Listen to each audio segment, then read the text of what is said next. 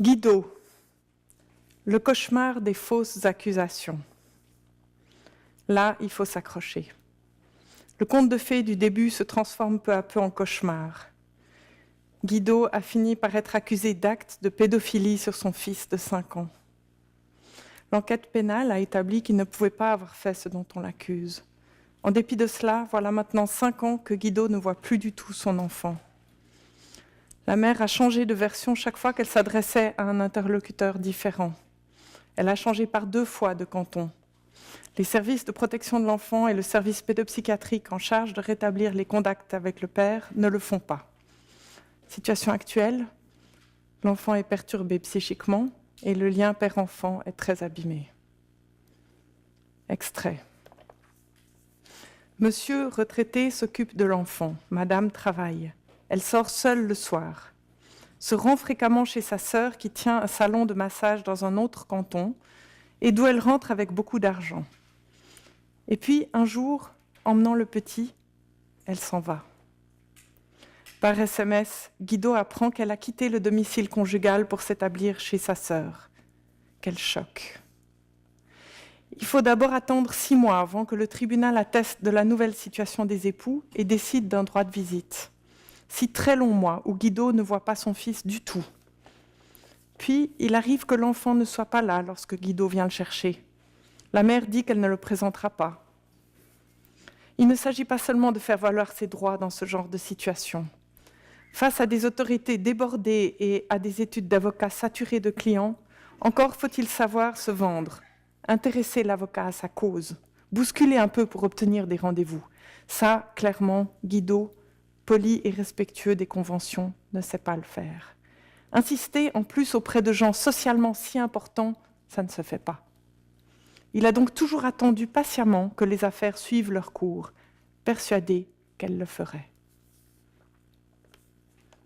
Un dimanche soir, où Guido arrive pour restituer l'enfant à sa mère, celle-ci n'est pas au lieu de rendez-vous. Une autre femme est là, qui lui demande de lui remettre l'enfant. Ne la connaissant pas, Guido refuse. La mère est injoignable par téléphone. Le temps passe et Guido décide de rentrer chez lui avec le petit, après avoir laissé plusieurs messages sur le répondeur de sa femme. Il est déjà tard et l'enfant est sur le point de s'endormir quand on sonne à la porte. Guido ouvre la porte. Il se fait saisir par la mère, par le cou, insulté, frappé jusqu'à ce qu'il tombe par terre. L'enfant est sorti de son lit. Il hurle, il s'agrippe aux jambes de son père. Lorsque celui-ci est au sol, à demi inconscient, l'enfant est paniqué. La mère donne des coups de pied, crie encore quelques menaces, dit qu'elle tuera le père, puis repart avec l'enfant. Alerté par le bruit, le voisin du dessous arrive. Il aide Guido à se relever et lui prodigue les premiers soins. Celui-ci est en état de choc.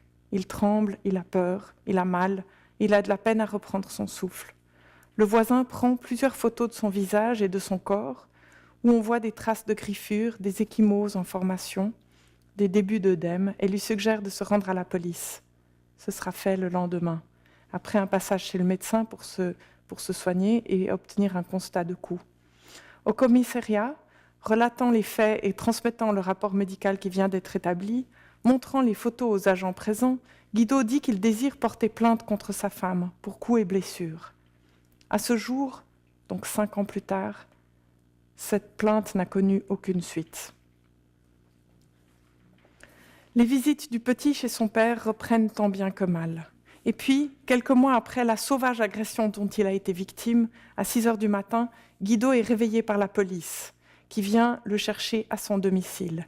Il passera sa journée au poste de police à répondre à différentes questions.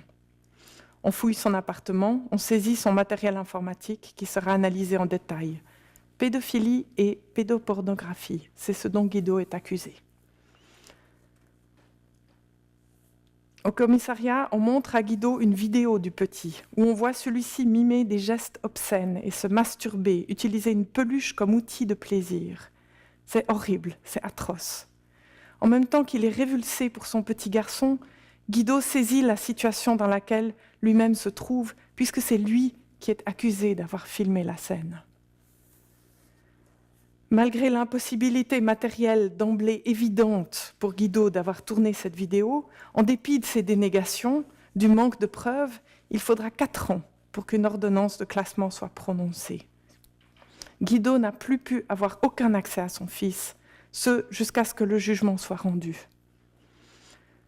Une proposition de classement aurait pourtant dû être faite de suite par le procureur qui a instruit l'affaire et on aurait dû suggérer à Guido de déposer plainte contre la mère pour diffamation.